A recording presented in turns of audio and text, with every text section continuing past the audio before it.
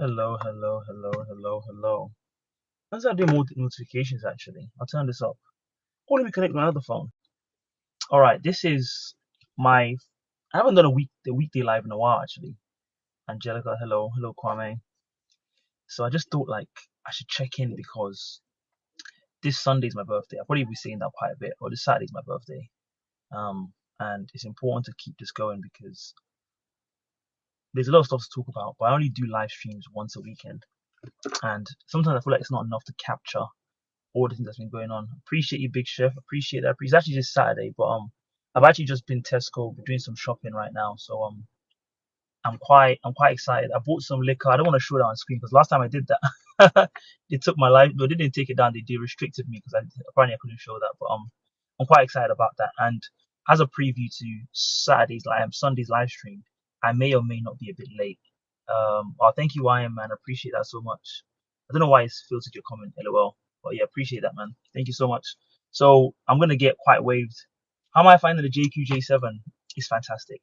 It's complete. You can ask me any questions you want about it, specific questions. I'm sitting in it right now. I'm at the gym, just waiting to go in. So I'll just give you guys a quick hello. One thing I would say about the JQ though, the calling is not great on it. Like I can't really use the hands free on it is not the best. Yeah, it's a Chinese EV. Yeah. I love the China, man. I love it. They're always giving us quality at great price. Can't get enough. Hey, what's up, Kosi, man? How you doing?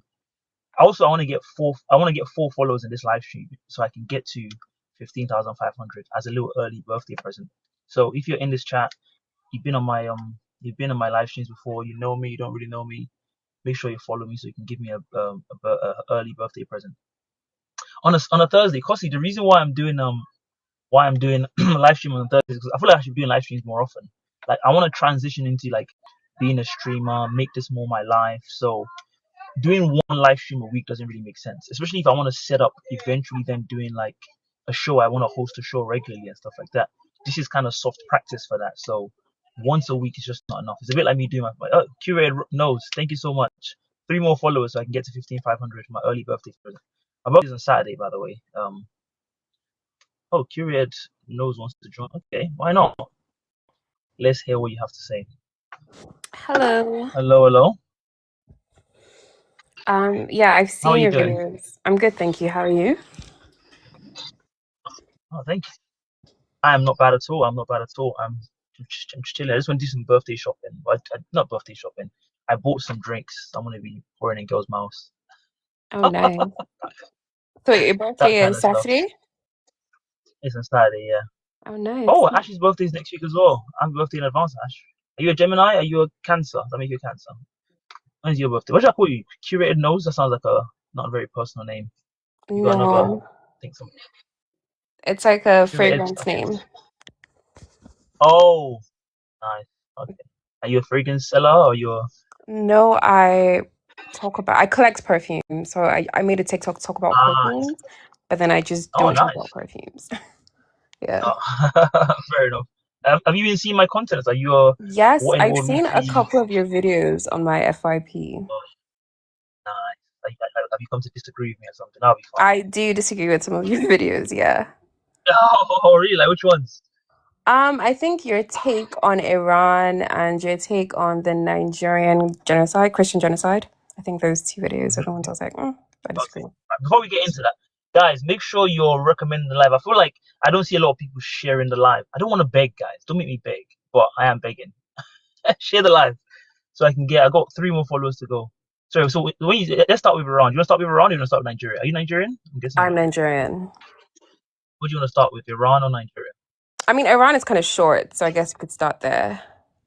Okay, go on. I think the thing I disagreed with was when you said, essentially talking about how heavy, the fact that it's an Islamist state and people are forced to practice Islam in that way. And then you said, well, have you ever thought that, what if they like it like that?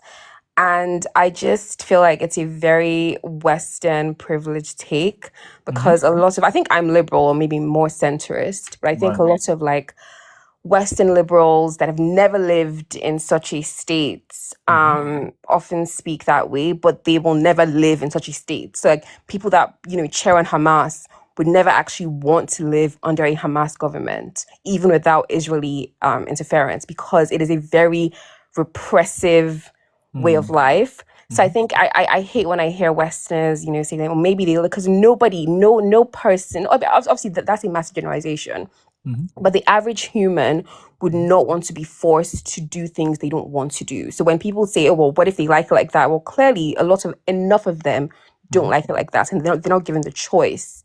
Well, where So did you I get the think idea that they're being forced to practice Islam? Where did you get that idea I from? said in that way, In what forced way? in that way, in the way where they don't have a choice. You can't leave Islam in Iran. Why not? You'd be killed. No, you That's why. wouldn't. Yes, you would. There are Jewish people in Iran. I No, don't know if you know that. as a Muslim, you can't leave Islam, Of is what course I'm you can. saying. Of course you can. What's the punishment for apostasy? And you know for a fact that this is like well practiced in Iran. Yes. Even in Nigeria, it's practiced. What do you mean, even in Nigeria? Even in northern Nigeria, it's practiced. Let Okay, alone but if, an if, Islamic if someone Republic. made a general point and say no one in Nigeria can live Islam, would you think that's an accurate I way didn't to say characterize no the one in situation? Nigeria can leave Islam, but I'm saying as a Muslim person, you're not freely given the choice to leave Islam in countries like Iran. Yes. I don't know if that's true. Well, you can look it up. I don't know if that's true. I Look mean, at the comments. Someone's agreeing with me. You can look even it just up. the fact that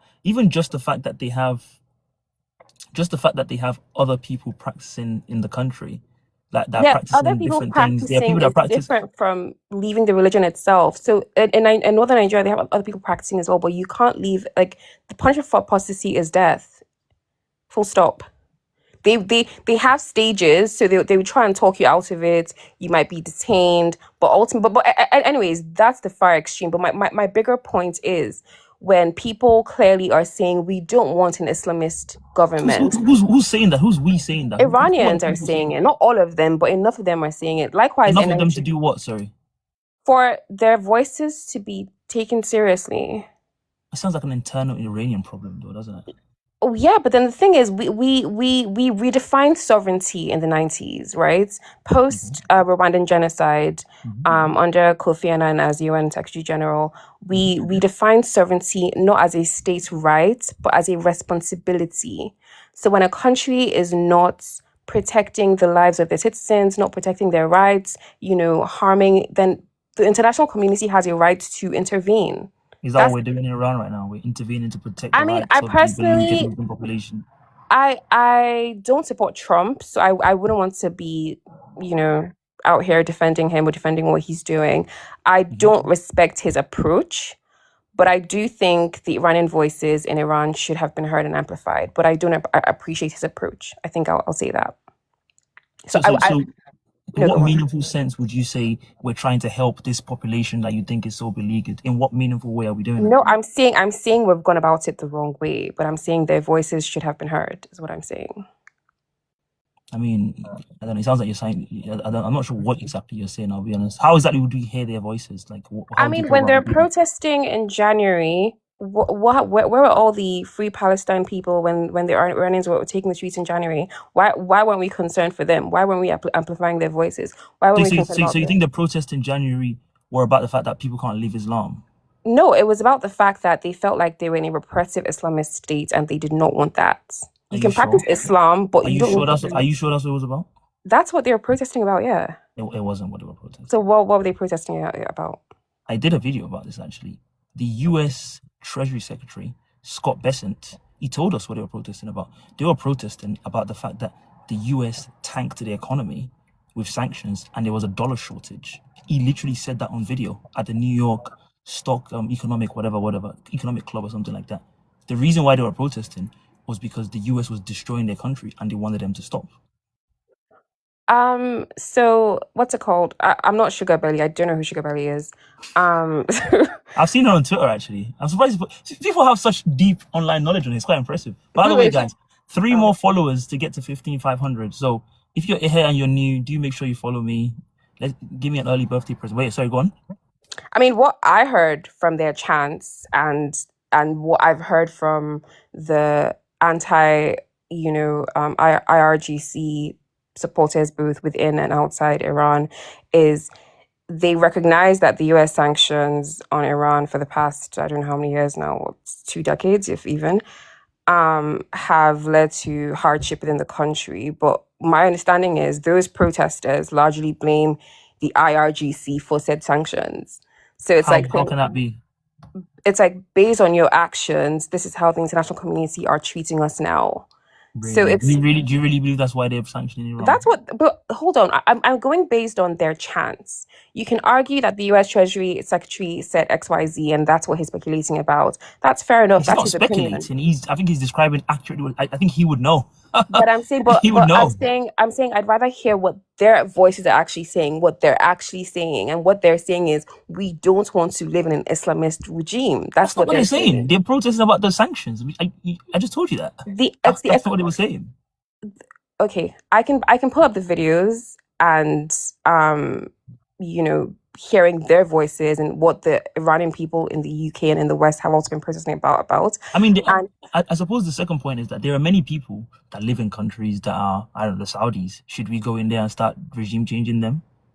Just going around regime changing everyone that doesn't, practice the kind of stuff we want them to? Where does it end?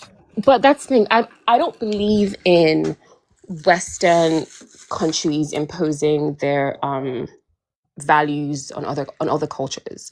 Right. That's not what I'm supporting here. I think I'm saying internally, if people within a country reject a way of life, they should have the right to choose. That's what I'm saying. So if in Saudi, Sharia is working for them, if in the UAE, a monarchy is working for them, they have every right to live under a monarchy. If in Kuwait, if in the Gulf Arab states, they're happy with their monarchy, their governments are functioning, the state is functioning, they have the right to do that. I don't then think we should go in there and destabilize what they have going on and say, oh, actually, But if enough of them are wait, hold on. That sounds like what I was saying, which is that maybe those people like it that way, so we just leave them alone. You just said what I said. But we haven't heard many dissenting voices against said system. That's what I'm saying. And if we do, then we need to take their concern seriously.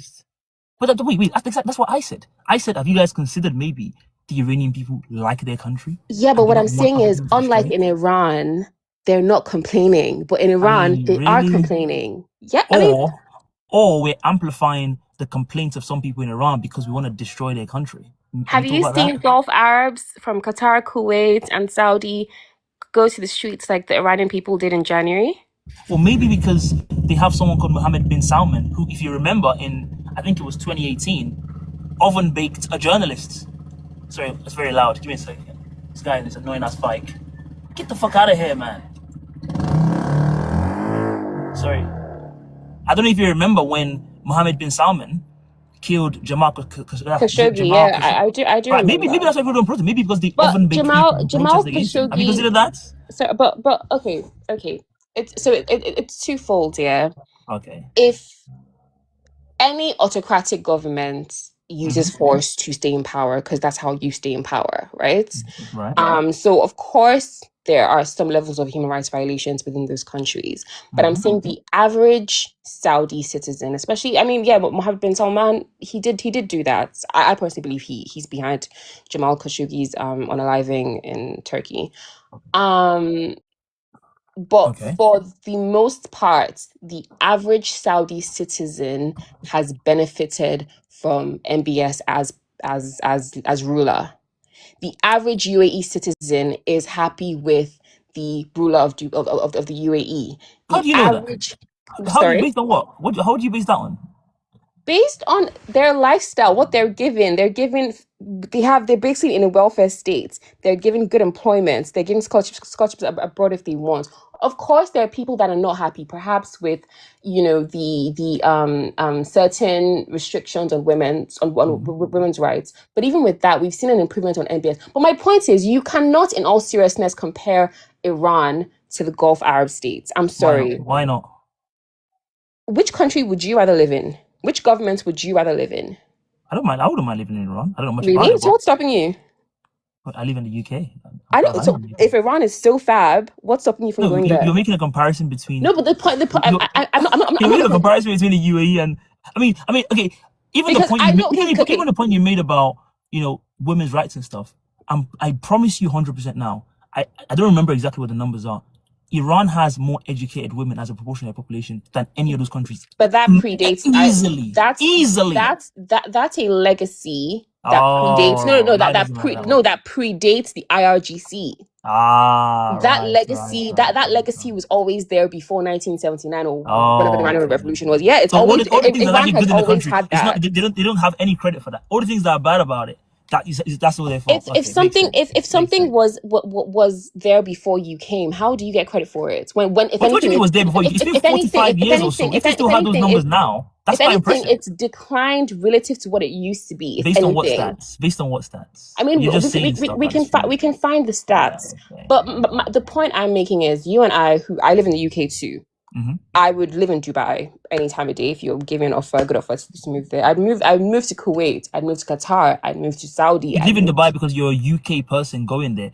Maybe if you were born there and you had I no would. rights like the women there and couldn't drive, maybe you might have a different opinion. Have you thought about Well, that? I was born in Nigeria. I would live in Oman. I would not live in Iran.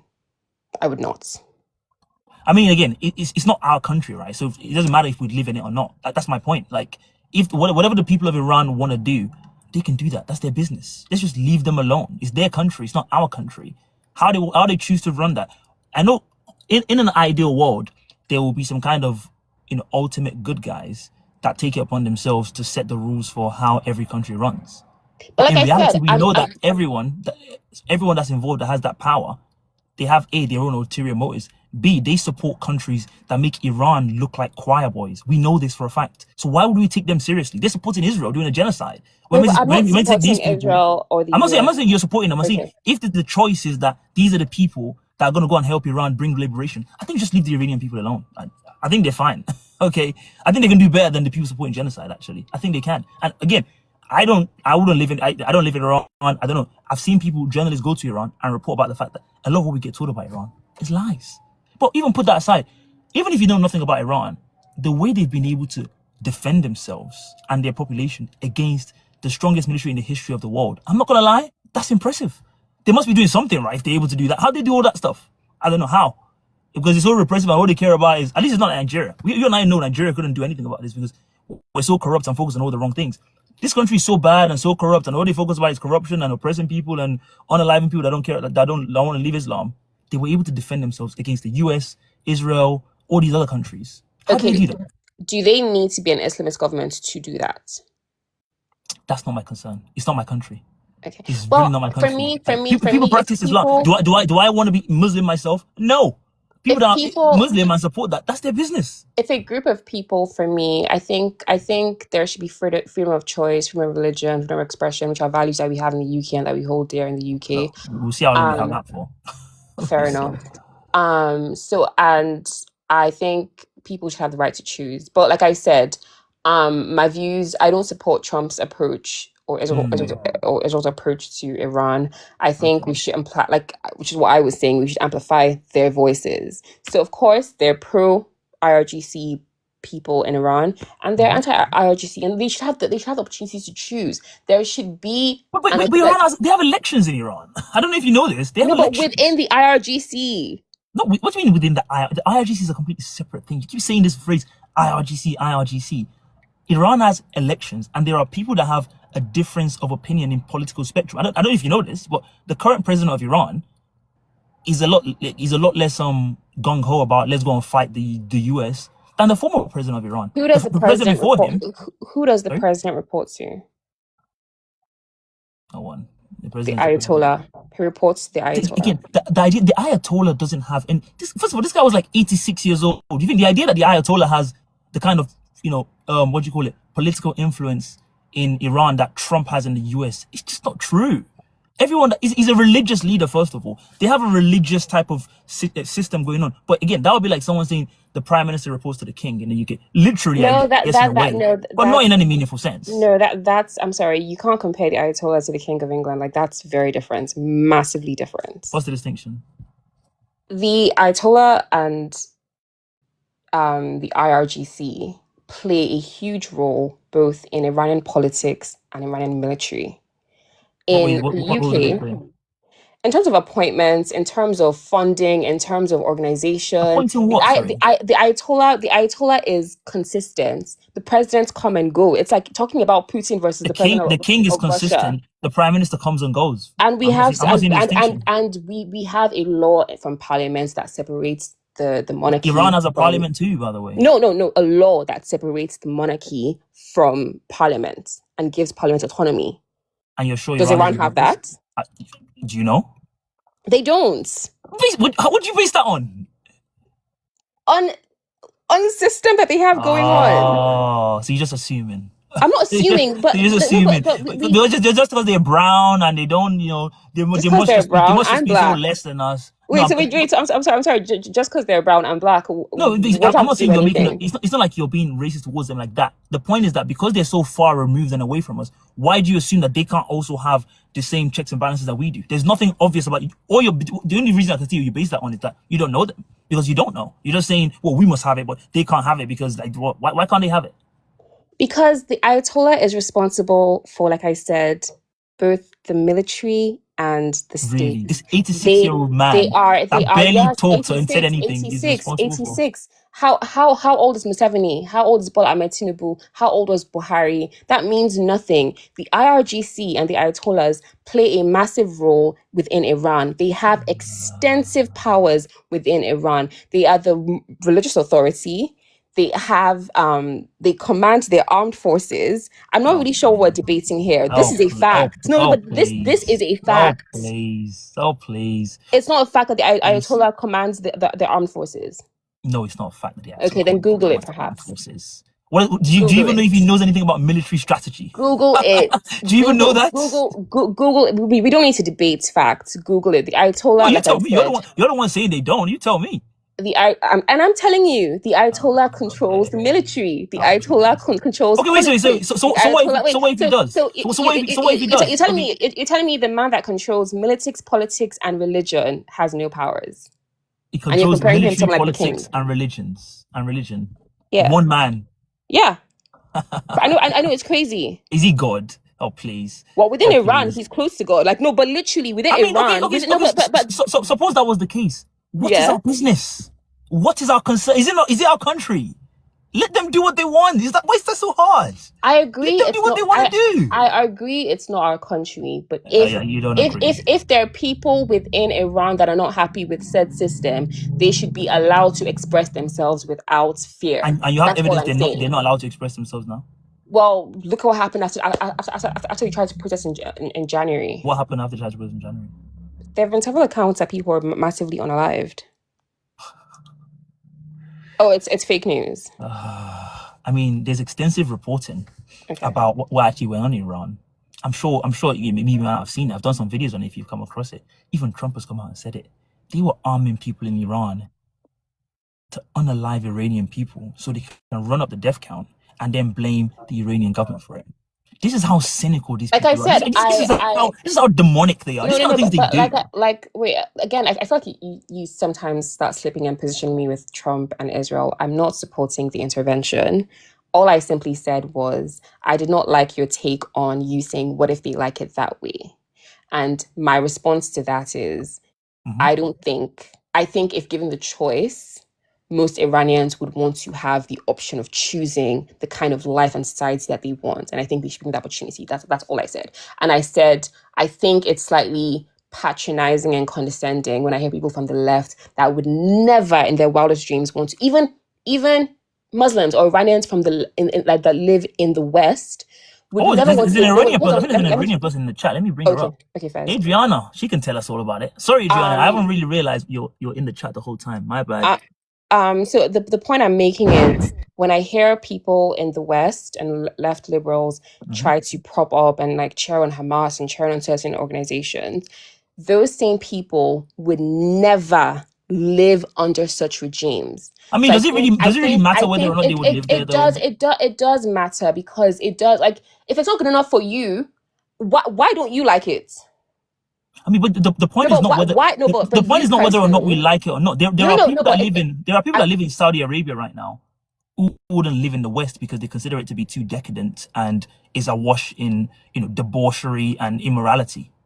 So what? So what do we care about their opinion? Stay in Saudi then if you don't like it so much. We don't care. No, Hey guys, it was just Hello. brought up, so I'm just saying hello. hi. Hello. Hi. I just need to ask something. This Miss No, wait, sorry. Curated. I can't see your full name. I think it's Curated something. Yes, I'm sorry. Are you Iranian?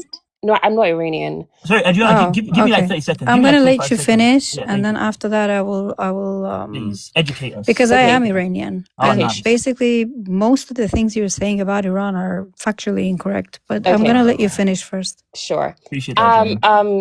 AJ, just to pick up that point, you said there are people in Saudi that may look at the West as too decadent. Okay, agreed. Now imagine if those people try to silence the voices or try to say, oh, you know, people that like try to do what you're doing, basically. What am I doing? Never try to prop up the US. Oh, okay. Do you know what? Let's imagine. No, wait, hold on. Wait, hold on. Okay. Let's imagine we have a government that stood against everything they just said they don't like, the decadence, all of that jazz, right? Right. And then they try to say, yes, that's who we're going to check our government on in the US. That's who should rule. Fuck everyone else. They need to be in charge. My question to them would be the same thing. Would you want to live under that government? And if not, why are you trying to prop them up? Because to me, it comes off as hypocrisy. If you personally, if it's not good enough for you, why do you think other people should be subjected to it? And that's my question for Iranians or, you know, people in the left and in the West that enjoy the freedoms that the West has to offer and yet want to prop up regimes that suppress said freedoms. You would never live there. So why are you here where you're comfortable, where you're safe, where you have said freedoms, trying to prop them up? That's my position. And my position is it's simply hypocrisy. Okay. That's where I'm coming from. Adriana, just to be clear, I wasn't supporting Trump's intervention because I don't know at what point you came in. I was simply saying that if the Iranians that are against the regime, they should be allowed to express themselves. And I think it's hypocritical for people in the West that would never want to, that most likely agree with said Iranians that are against the regime, try to say, oh, they don't have right, or rather try to silence their voices. That was my take. Okay. There are no voices being silenced in Iran at all. People who want to live with however they want to live in Iran are doing that as we speak. If they don't want to wear the hijab, they don't. If they want to drink alcohol, they do. If they want to party, they do. They don't want to go to the mosque, they don't. There are several different political parties discussing. Some are very, very liberal. Actually, the liberals. Sorry, Adriana, do you mind speaking up, please? I'm gonna have to click this. Sure. Is it better now? Very nice. Can you just give me a quick intro, like, you know, what area, if you feel comfortable, where area you live in Iran, that kind of stuff, and then you can get into it. Oh, I was actually brought up in. I've lived in. I work internationally. I'm not going to get into what I do, but I've lived in. You would say quite a few different countries, but I'm Iranian originally. I was brought up there. Nice. I'm very well versed in the politics and followed what happened in Iran since the 70s, since the revolution. In detail, also the war now.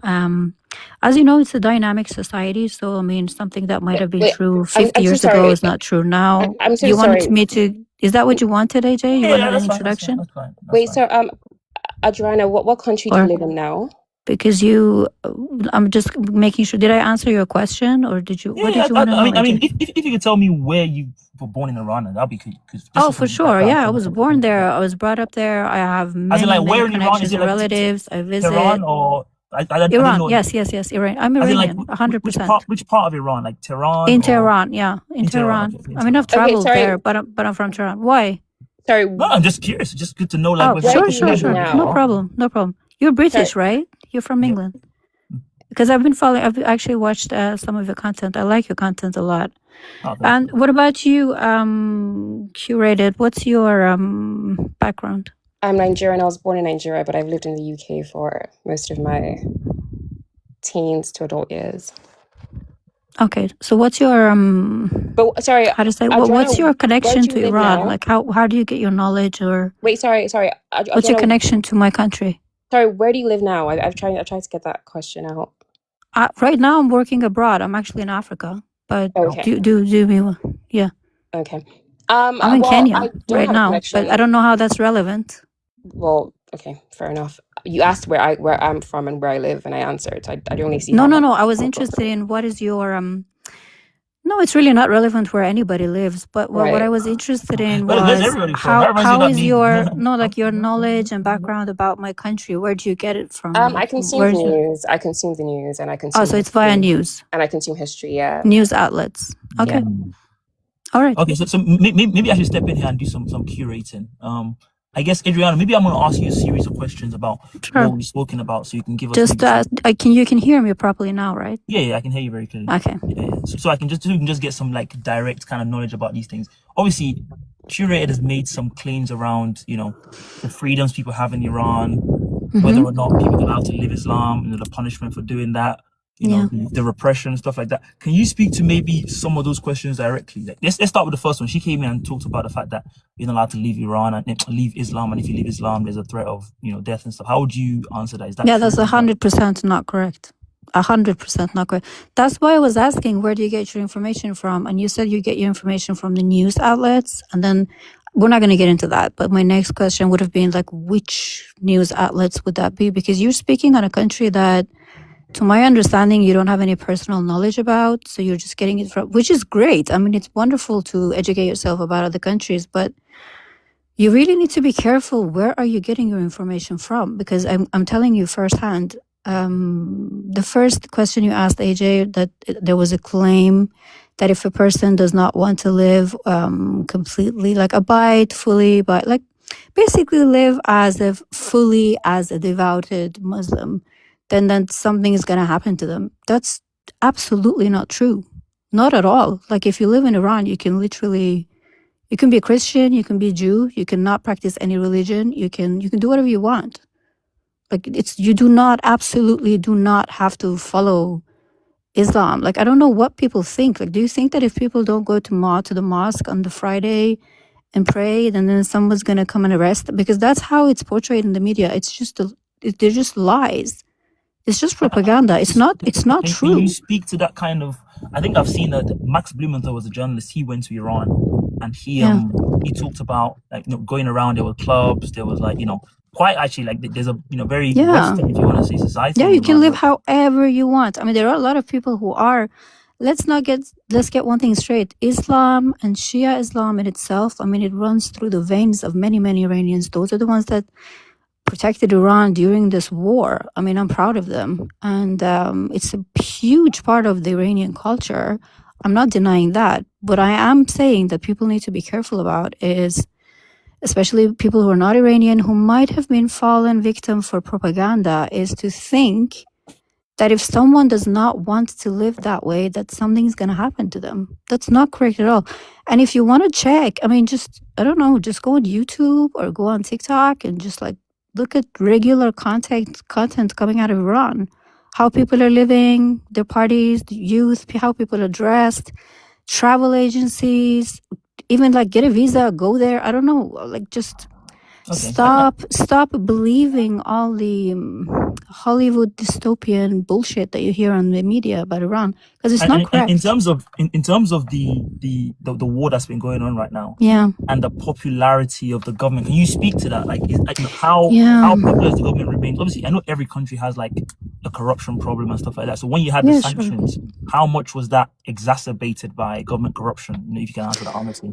You mean the pre-war, or you mean yeah, so pre-war. So you had those protests in December, January. About those sanctions. How much do people feel like government mismanagement has something to do with it? Because you always often hear that a lot, right? People are like, oh, it's not only about the sanctions. The government everything just being run so poorly. Yeah. How would you say that people feel about them trying to manage that? Basically, I'll briefly touch on you yourself just touched on two very important points. One of them was the popularity of the government. And there I will say that you were just trying to explain that, AJ, just a few minutes ago, that the Iranian government is very diverse. I mean, there are different parties. There's a president. Then you have Majlis. It's like I don't know what you call it in English. It's like basically the Congress in England. In America, it would be the Congress. Then there are two other groups. One of them, their job is legislative, and the other one is to make sure that all the other organizations are doing what they're doing. Then you have the Ayatollah, and he's actually mostly like a spiritual leader who talks about religion. He absolutely does not make all the decisions about anything. He will say, I mean, even right now, as you know, a referendum is being signed after the war. Like it was signed 2 days ago or yesterday, I don't know. His son has taken over that role now, and his son was actually not fully on board. He was saying, I'm not sure we should be negotiating at this point. But the people who were in charge in the government actually said, you know what, we think we should. So let's just start like a two-phase negotiation. And they did. So this other thing that people think there's one guy, he was a wonderful person. He was the man who built the Iran you see today, the Ayatollah. He was amazing. He was an amazing, sacred man who protected the sovereignty of the Iranian people. So that's not what I'm saying. But what I'm saying is, people think that there is this one guy who's making all decisions in Iran, which is absolutely not correct, and it never was. Never. Not since the revolution. A lot of people love him, and if he says something, people are going to really want to do what he says because people just love him. But if the government and all these other organs that I just explained exist, for example, the president, let's just say, like, simplify. If they go in and they have meetings and then they have the counselors or whatever, the foreign ministry, and then they reach a decision, they will do that. It's not like the Ayatollah is going to come and say, no, you can't do this or you can do that. He's not Stalin. In terms of his role in the legislative process, then does he like sign legislation? Is he like no, not at all. Not at all. Not at all. His role is to be. His role is to be a guide, more like a spiritual leader and a guide. And if he would go in, in 2015, Iran signed a very destructive negotiation deal with the U.S. about the nuclear program. Not A-bombs or anything like that, just nuclear energy. No, JCPOA. Yeah. And he actually said, at that point, he said, I don't think you should sign this. He said, I don't trust this at all. Iran's going to get screwed over. Please don't sign it because I think it's wrong. And the government didn't listen to him, and they signed, and it turned out he was right. He was right the whole time. He doesn't. And there was like curious, if you're not aware of this as well, even during that time, and even now, there's a very vibrant debate as to how things should be run. Yeah, Iran should be. Some people feel like they should continue to go on the offensive. I think Galibaf came out the other day and said, like, let's just focus on our internal affairs and like wrap this war up. And again, you have people like we call them liberals. Like we call them liberals. They're all quite. Like I mentioned to you, but the current president, Pezeshkian, he's more of a liberal. Like, let's get along with everyone. Yeah, exactly. You have people in Iran that want to take off the heads of the US and stuff like that. So even within that, like, again, curated, if you look into it, there is and which is why, like, some people win, some people lose, right? Like, if Iran was that militant and everyone's like a one opinion, you would just have the same type of people being president every time. Exactly, the Supreme leader, whoever, IRGC would just rubber stamp someone. But you do have people that even right now, they're like, this guy's weak. I remember when Pezeshkian came into the UN and he was getting cooked by a lot of left. Like, why are you being so weak on the UN? Exactly. Why are you not fighting back? Like, that's a massive like difference within the country, which again, a lot of people don't realize when you just hear about the kind of, and again, to me, I feel like part of it is that, I'm not saying if security, you're racist, but I feel like there is a racist angle of like, just because these people are brown, they don't know how to do democracy, they don't know how to like, absolutely, people buy anything they hear about us, which is just not true. Like, these there are elections, like there's a real democracy, there are different civilization that goes. I was watching a documentary about the Assyrian Empire. Of like, these people go back. There's a massive history here, guys. I don't know if you guys realize, like, these are serious people. Like, they're very serious. I have admiration for the history of the country. I love the way, and that's why I've actually been following your content, AJ, because you're very well. I don't know where you're getting your information from, but you're very well informed. Like, when I was like, this guy must know a lot of Iranians, or maybe he traveled there. I don't know. But when you express yourself about the internal environment of Iran or the political system, how we have like all these hardliners you just described. Then we have the very, very liberals. Then we have like the middle people who don't even care. They just want to live their lives. We have the middle class. We have the religious people who go to the mosque every Friday. Then we have these people who are like, they're atheists basically. Then we have the Jews and the Christian, all of those. And when I hear someone like you online talking about them, I'm truly like, it makes me happy because I think, okay, well, at least there are people who know who are aware of the reality. And the reason I came up was like, because I was hearing things about, so that was the first thing. There is a very vibrant and heterogeneous, diverse political scene in Iran. There's absolutely not one guy making all the decisions. And actually, a lot of people in Iran wished that he was making all the decisions because he was so right about everything. He was basically foreseeing the future. He foresaw this war. He foresaw everything. And if the government had listened to him for the past 10, 20 years, Iran would have been even more successful than they were now. And everyone is crediting him. The guy that you think was a dictator or whatever, everyone in Iran actually credits him for the win we just had.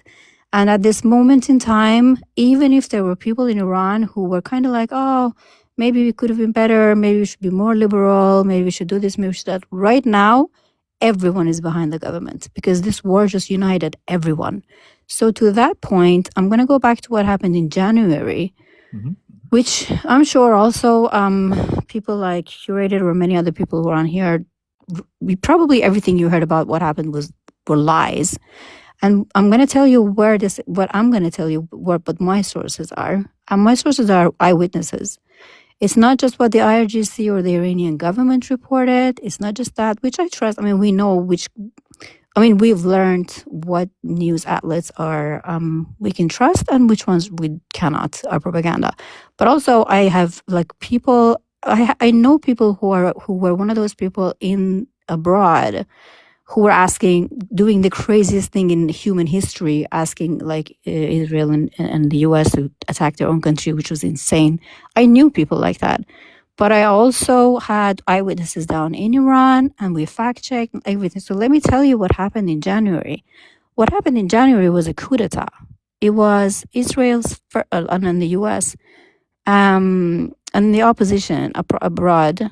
It was their first attempt to overthrow the government. And in reality, what happened, it's not that people were somehow not happy about something and they expressed themselves and they weren't allowed to, and for that reason, they were unalived. That is not at all what happened. People are expressing their opinions all the time in Iran, all the time, as we speak. And they are allowed to protest, and they are allowed to go on the street. They had even, during the first 10 days of those protests, the government it was like in Europe, the police were protecting them to come out and say what they wanted, and they were about sanctions. The very first few days were about the fact that people were just tired of the international sanctions put up on Iran, and people were saying, help us, do something, because we're just struggling, because the world is not letting us. We know how to make money, we know how to trade, we know how to develop our country, we just want to live our lives, but the sanctions are just pummeling us. So that's what that was about. Then after 10 days, what happened was that people were instructed from agents within Iran. Unfortunately, there were Mossad agents, it was CIA, it was exiled Iranians, it was the oppositions, all the people who tried to overthrow the government for the past 2 months, basically. These people incited violence, and this is eyewitnesses. And now clips are coming out, all the evidence, all the receipts are out now. Yeah, I did a few videos around that time. Yeah. There were videos that came out, and again, if you see what these people were doing, the argument I made was that if people were doing this in our country, even we wouldn't tolerate it. They would have been shot on the spot. If you have people protesting in the UK and they had automatic weapons shooting at police, what do you think was going to happen? Do you that's think what they were doing, AJ? That's what they were doing. Sorry, they were beheading. No, literally, they were beheading police officers. They were burning people's bodies. They were burning ambulances so people couldn't get to the hospitals just to get up. And that was on video, buddy. That wasn't even curated. That wasn't even a case of people were saying that. There were video which the I have eyewitnesses. Literally, I know people who saw this on the streets. Curated. Yeah, okay. I'll let curated just respond. Yeah. So we're just hang on. So what you heard on the news, the reality is that there was clear, very, very morbid violence on the streets. And even then, Mr. Ayatollah Khamenei and the police still let it go on for 2 days because they just didn't want to open fire on their own people. After 2 days, innocent people, buildings were being burnt, schools, ambulances, buses, innocent people were being killed, the armed forces were being attacked, people were out on the streets with automatic weapons, machetes, killing. At that point, they were actually waiting, the opposition were waiting for the US to start bombing there and then in Jan. That's what the plan was. It was a coup d'etat. The color revolution. And that's when the government went in and said, you know what? if you don't go home now and if you don't stop now, we are going to have to meet violence with violence. And that's when the unaliving started. And all the numbers you heard after that were complete lies. The numbers were about 2,000 to 3,000 people, out of which 1,000 were armed forces and policemen. Armed forces and policemen were the people who were unalived. That's what happened in January. That's the truth. All right, Adriana, I'll let Curate, but it's been a while now. I know she's been itching to get back in here. I'll let her respond, or I don't know. I guess respond. All right, thanks. And I love engaging with young people and just people from different parts of the world. I'm very into like global politics and history and all of that jazz. Adriana, did you say that alcohol is not banned in Iran? Is that what you said? Listen, if you want to go to Iran and drink, you can drink as much as you want. That's not what I asked you. I asked you if alcohol was banned in Iran. Yes, you can go to a restaurant and order alcohol if you want to. No. Is alcohol banned in Iran by law? This is what you said. You're from Nigeria, right? Yeah.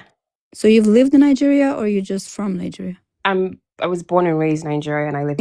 So you understand when there are some things that are on paper, and then there's the reality of life. So what is on paper countries? Is what I'm asking you. Pardon? What is on paper? I have no idea what's on paper right now. Okay, what I know is that if I want to go and drink alcohol, I can go and drink alcohol. Okay, do you know what? Thank you for bringing up Nigeria, because I think I can bring up a similar situation. Homosexuality is illegal in Nigeria. However, homosexuality is illegal in Nigeria. Oh, okay. However, there is a budding, vibrant LGBTQIA community in Nigeria that is underground, which is why I kept pushing you and saying, is it... Alcohol is not underground in Iran. Sorry. Okay. It's not underground. You can go to any restaurant and order it. Curate, wouldn't that be a bit like saying in Dubai right now, technically, alcohol is not really permitted? Yeah. No. Or like if you go to Singapore, chewing gum is illegal in Singapore. Like, what's your point? There are laws in all countries. We're conflating things now. You can't go to Singapore and chew gum. Sorry, Adriana, I'll let you have your point, or make your point. So if you can also let me make my point. The Iranian Penal Code explicitly bans alcohol from Muslims. As you've pointed out, yes, there are Christians and Jews in Iran. I'm very much aware of this, and it's historic. I'm aware of this. However, the penal code, I can quote it for you if you want. Actually, I think I will quote it. Article 264 defines the offense broadly: consuming an intoxicant in any form, whether by drinking, injecting, or smoking in any quantity, whether it causes drunkenness or not, is punishable by a hard penalty. Sorry, Adriana, do you want to clarify what a hard penalty is for us? A what penalty? Had, as in spelled HADD, but I think it's also spelled HUDD, if I'm not mistaken. No, I have no idea what that is. Okay, it's a Sharia law reference that essentially is like ordained by God. So yeah, see what I mean? I'm Iranian and I don't even know what that means. That's what I mean. You need to get more realistic. Just get realistic when you're trying to make. That's fair. Okay, if you want to make it, like if you want to make a point about a country, be realistic. Talk about reality. Adriana, carry on. Make your point. So sorry. Curate, what would be your point about that? What's your point? My point is, if you would let me make the point. Okay. It's a hard penalty. Let me just finish reading about the law, because I want to address some key points. Alcohol, dressing, and apostasy. Those were 3 claims I made. And honestly, I didn't even come here to debate Iran, if quite frankly. I came here to debate Nigeria. If you remember, I told you Iran is quick, so let's get that out the way. Well, maybe not so quick. Okay, but you are debating Iran, Adam. But I'm saying I didn't come here. My position on Iran is very simple. I just think if they're dissenting voices, they should be able to be heard. Full stop. That was they are. And then hold on, Adriana, please, because I'm getting annoyed now because you keep interjecting. I was quiet when you were speaking, so please give me that same level of respect. Ladies. Anyways, and then he said, "Oh, what are the dissenting voices against?" And I said, "Well, anyways, let's not go into that." So it had punishments in Islamic jurisprudence. Is a fixed penalty considered mandated by religious law, which means judges have little discretion to reduce it. Sorry, Article 265 sets that penalty at 80 lashes. Right. Courts can also impose fines and imprisonment and whatever. Okay. The escalation for repeat offenders is severe. Under Article Are you 1. just gonna read us the laws for No, the no, no, Yeah, no. whole? it's like what? Like, come on. I'm rounding up. Okay, I mean, alright, go on. I'm rounding up if you let me Okay. finish. Alright, go on. Under Article 136, anyone convicted of the same hard offences for a fourth time after receiving and serving punishment can be executed, basically. Okay. I say Okay. all of this, I quote that law to say, you referenced the UAE. The UAE banned alcohol initially. I've been there a couple of times. Okay. And then they've now issued a license where alcohol can be sold to foreigners. And Saudi is now implementing the same thing. Mhm. In Iran, it's slightly different. The point I was making earlier on is the average person does not want to live in a country where your government can have this level of control on you. That was my point. By law, Muslims are not allowed to drink alcohol in Iran. You could argue that perhaps it's not a law that's heavily policed. What do you mean? Sorry. Wait, I don't know. No, wait, hold on. She wants to finish, so let her finish. No, sorry. I'm sorry. I don't know, like how old are even hold these on. texts I can't that hold you're on. reading? You've been going on for a very long. None of this is based in Okay, reality. then I might as well just leave because I'm not going to. I have to meet you both. Sorry. I'm not going to engage in bad faith because she spoke much longer than I did. No, but the point. But it is bad faith to talk about things that are But I not haven't real. finished my Sorry. point. Okay, You're not speaking about reality. Oh, You're muting me and not muting her. I'm trying to meet both of you. I'll be honest. I'm trying to meet both of you. Okay, like ultimately, curator. I'll let you finish. But if you have to like get there much faster. It seems like it's obvious. She got to make all her points though fully, and I'm responding to those points, and it was on and on and on and on and on, and I was quiet the whole time. I mean, to be fair, and I've been interrupted several times. To be fair, she wasn't making a point in as much as she was giving us first-hand testimony about what's going on. And that's fantastic. And I'm bringing the law. So are we going to dismiss that? She dismissed. Okay. Sorry. But because she dismissed, the news. Fair enough. She asked where I get my news from. I watch CNN. I watch Al Jazeera. I watch multiple sources. Okay. But now I'm trying to bring the law in, and you guys are trying to. Well, anyways, like I was saying, I compared it to Nigeria, where homosexuality is explicitly banned. However, there are gay people in Nigeria. Okay. Someone in the comments said, "Oh, in the UK, weed is illegal. Is it class A or class B drug?" And I can't remember now. But it's still illegal. It's still illegal. So when I come here and I say, so when I come here, and if you're caught with it, depending on the quantity, you could face punishment. So okay, but you don't. Okay, talk to yourself. I can't deal with this because I was quiet when you were speaking, and it's annoying me now. Like, please, it's annoying me that you keep repeating laws that are outdated and no one gives a fuck about. They're outdated, but they're in your. No one is implementing those laws. I don't even know if those are. I don't even know if they exist anymore. Okay. Seriously, I don't even know if those laws exist anymore. I'm going to ask one last time. Please stop interrupting me because I did not interrupt you. We will stop reading ancient laws that no one knows if they even exist anymore. From the IRGC? From where? Like, how do you even know that they exist anymore? I'll take over now if you guys don't mind. All right, fair enough. All right, I think this is fair enough. We've had enough. I haven't had the chance to respond. Oh, let me finish. No, you have, Q. No, are you joking? I'm sorry, you have. Are you joking? The point you're making seems quite obvious to me. But I haven't finished the point, though. But you're saying they have these laws that are so strict that like everyone. But I haven't finished the point. What is the point? You get to then it. Let me finish it. Oh my god! You said I finished. We're gonna finish it 5 times already. This is such bad faith argument. I was quiet when you were speaking, and now I can't speak. Sorry. The time is 9:52. I'm gonna give you 3 minutes. Anything you say in 3 minutes, that's it. Like it's over. You made your point. Uninterrupted 3 minutes. Thank you. Okay, go on. So that's Iranian government stance on alcohol. You could argue that people can drink, and people do. Even in Saudi Arabia, people drink in Saudi Arabia. It doesn't change the fact that there's a harsh punishment and it's illegal. Full stop. Okay. The next point I made was around apostasy, and I said the punishment for apostasy is death in countries like Iran, and you said that's not true. I'll give you a name. His name is Youssef Nadar Khani. He's one of the famous cases of someone that was sentenced to death for apostasy. This is a famous case, but there are many more cases where you could be punished with fines, lashes, or worse, death. Again, Google his name, Youssef Nadar Khani. The final point I want to make is around dressing. As we know, Iran has moral police. We've heard accounts of even Christians. I've heard Christians in Iran saying that these moral dress codes have previously been imposed on them, where they've been punished with fines or threatened with lashes. And it wasn't until Mashaz Amani's death in 2022 that people in mass in mass civil disobedience began flouting those laws, and I'm happy for them. I encourage them. I amplify their voices. So again, I just want to go back to the 3 points I made, and I said it's based on Iranian law.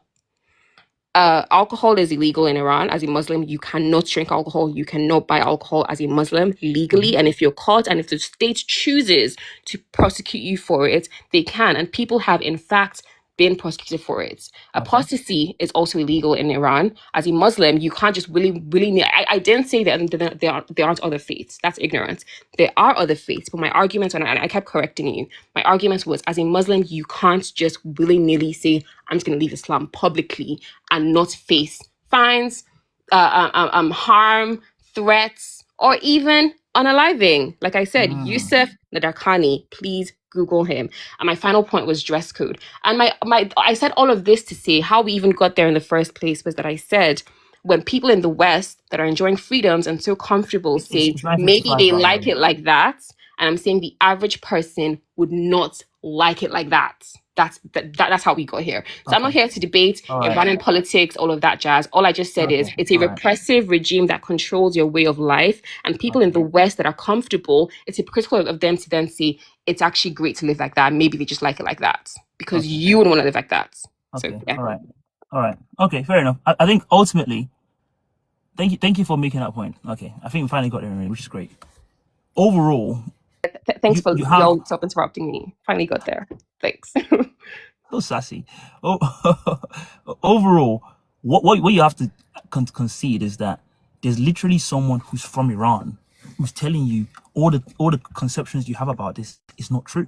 If someone is a first-hand person telling you, it's a bit like, again, there are people in the US making the point that the UK is such a jungle that, oh my God, in London, if you walk out as a woman in the street, someone's going to attack you and undress you and disrobe you and all that kind of stuff. We live here. We know it's not true.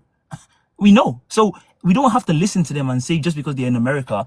In fact, I made a video about a tweet, you guys can see on my page 2 days ago, where this guy called Matt Walsh was talking about, because of the law they just passed around the internet stuff, the under 16 stuff. Under 16s. Yeah, he talked about how there's a credible case that can be made for the US invading the UK to bring us freedom.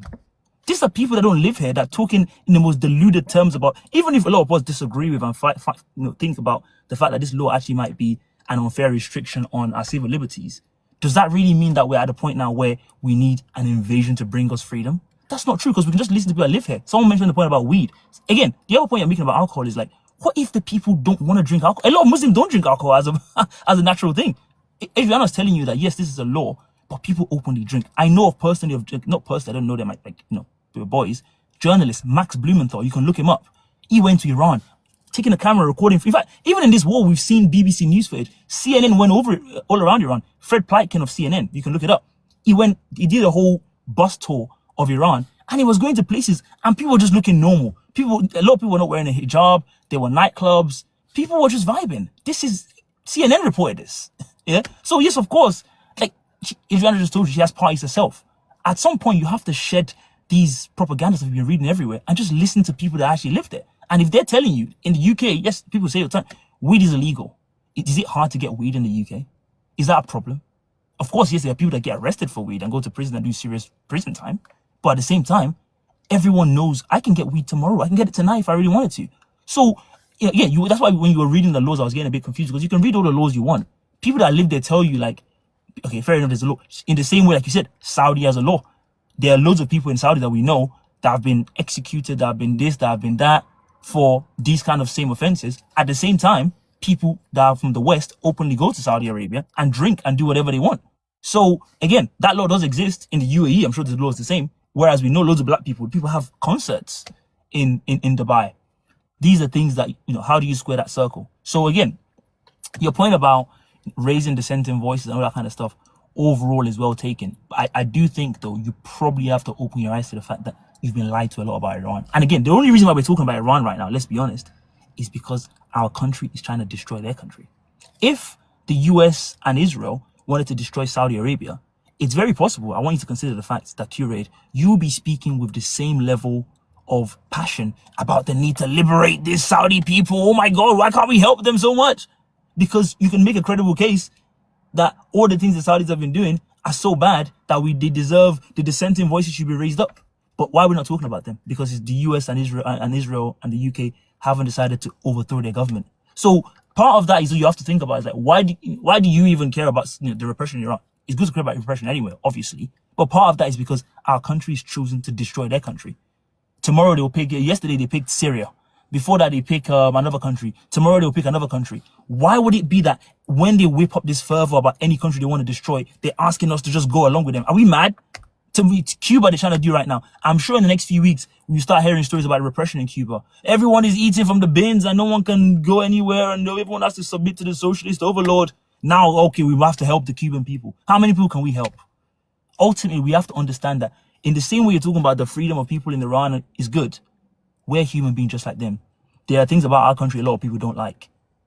And a lot of people will say, let's raise up the dissenting voices in the UK like reform. Okay, if someone's from the outside looking in and reform is, wall-to-wall coverage in the news, all that kind of stuff, does that really mean they represent a serious opposition in the UK? It's possible they do, but that's a debate that's clearly already being had right now. Like, so you can't just say like from the outside looking in, why don't we raise dissenting Iranian voice? Again, if anyone's speaking against what they feel like is injustice in their country, they can do all that stuff. My role as someone that lives in the UK, or my position, is very simple. We are destroying their country. Obviously, clearly out of no love for civil rights or anything. Like, we do not give a shit about any of that. We know that for a fact. So why would I take seriously any conversation that tries to say, oh yeah, but look at those people in Iran over there that are like don't have any rights? Okay, look at the ones in Israel.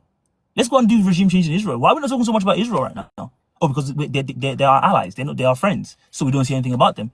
The ones that we want to destroy, we focus on their civil rights. The ones that are our friends, we ignore their civil rights violations. I can't play that game. I'm not going to play that game. And so, yes, of course, you're talking about alcohol right now. These are Muslims. A lot of Muslims don't drink alcohol. A lot of them are okay with the fact that in the law, it's illegal because they don't drink. It's not my country. It should be it should be a choice, and even I'm Christian, and okay. I'm against the Christian activists or movements that try to abolish abortion, because I think religion is a personal choice. If you think abortions are sinful, then just don't get an abortion. You don't get extra points for making everyone else do it. Right. So that's my worldview. And people in the comments making comments like, oh, you don't hold the white people account. Like, you don't know my worldview or my interest in global politics. I was speaking about Iran before this war. I'm speaking about Iran since, I don't know, for the past 10 years. I've cared about regional and global politics. So, I mean, I asked Adriana in the comments why Masha Amini was detained in the first place and then unalived through police brutality. Yes. Do you want me to reply, or did you read my comment? I did read your comments, but what was widely reported was that she was violating. Yeah, that was a lie. That was another attempt at a coup d'etat. I know, but let me just say it so people can hear it. What was widely reported was that everyone knows what was reported. But if you let me just say it, what was widely reported was that she was violating the mandatory hijab rules. So that's tell you that it was in place. If it's a lie, then sure, but that's what was widely reported. It was propaganda. It was a lie. It was another, what happened in January that I just explained? What happened with her was another attempt of the exact same thing. They found one case of police brutality, because let's be real. It's not like any country in the world is perfect and there's no corruption and there's no police brutality or whatever. I mean, we recently saw ICE shooting people in the face on the street in the US. I'm not even going to get into police brutality, but brutality in general. I actually think the Iranian police are pretty pleasant and nice. But anyway, this girl was subjected to police brutality, and then the same people who tried to do what they did in January used that, made it into the black propaganda, like the really, really dark things that you saw on your news outlets in the West, and they turned it into something that was a complete lie. She did not, none of those things happened to her because of hijab. I'm telling you, I travel there. I know people who live there. We have you do not get arrested or like tortured. Nothing happens to you because you don't wear a scarf, and it did not happen at that time either. What happened to her was very, very unfortunate, but it was a very simple case of police brutality, which was magnified, exaggerated, and used as propaganda against Iran. Unfortunately, Iran has been attacked with this type of propaganda and narrative war actions for 50 years, and there's only one reason for that. It's because Iran as a government or as a people or as a state stood up 47 years ago and said, they just said no to imperialism. They threw out the British and the French and the US, and they said, you're using our resources, you're trying to change our culture, you are racist. Basically, they were being racist towards us. And the Iranians just said, look, get out of our country.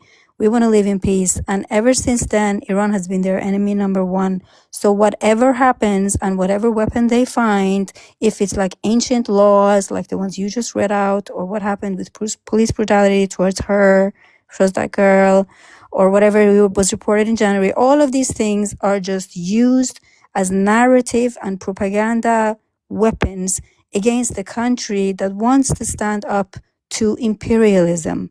That's the truth about Iran, and you're hearing it from an Iranian. So please try and enlighten yourself a little bit more, because I can hear that you care about human rights, you're actually here arguing about good things. Like you're not talking about bad, you're saying people should have a choice and all those things.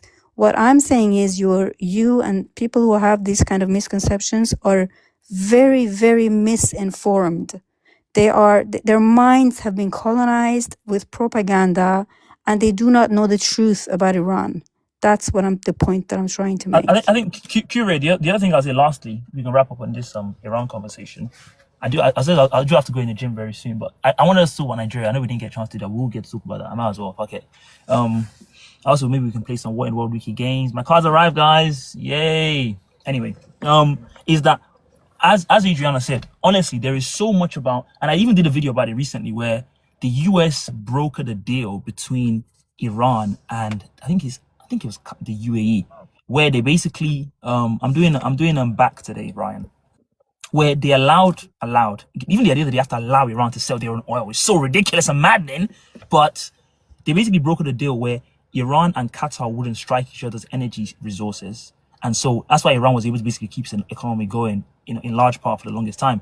And I make that point to say that there's so many things that these people do, the dark arts, the kind of geopolitical 3D, 4, 5D chess, that they are able to invent a narrative and get people to genuinely care for it this much about, like I said, if they were trying to do this too, you could just insert any country they wanted to do. And this is called, what we're describing here is like a color revolution, which is that you take a genuine grievance people have, kind of like a bit like, imagine the UK right now, you have reform, right? They've been talking about illegal immigration, the country's overrun, white people can't get any rights. And then you now have the other thing around the grooming gang stuff that I did a video on today.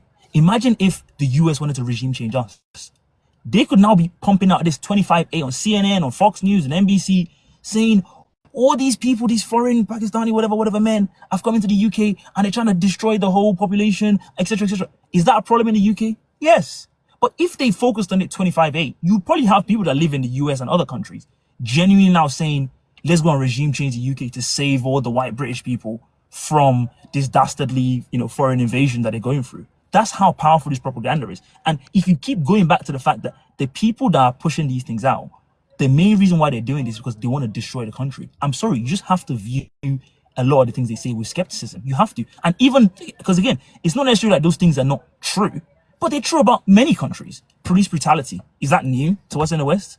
Okay, can I just share my worldview, my international relations worldview? I'm a realist. Go on. I believe that every state acts so as out for their own selfish interest. So what you're saying is not foreign to me, but it doesn't change the fact that, like you said, the grooming gangs are real.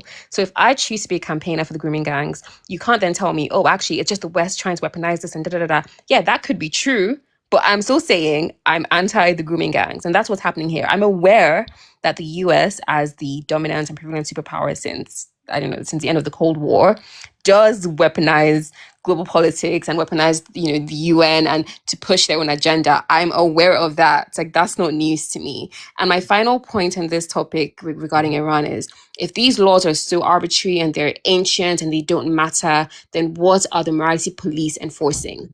That's what I have to say. I think. Okay. All right. I think we'll leave the Iranian conversation there. I think Let's take it home. you want Adriana to respond? Is that what you're saying? No, I said let's take it home. Like, There was just she can one respond, comment but I said, about let's take it women, home. about women's education. I think it's much better to talk about that because way before I come up, actually, thank you for letting me up, AJ. I appreciate it. And thank you for the conversation curated. You said something about, we were talking about the level of education and the built infrastructure and how much Iran has advanced in the past 50 years, despite being the world's most sanctioned country, honestly. Like the advancements are amazing and I'm so proud of that. But you mentioned something about the level of education. More than 50% of all university degrees are held by women in Iran. And before the Islamic Republic of Iran's revolution, most of the people in Iran were actually analphabet. Is that how you say it in English? Analphabetic. So someone here said that that's academic? Is that what you no, mean? they couldn't read and write, basically. Oh, as in like illiterate.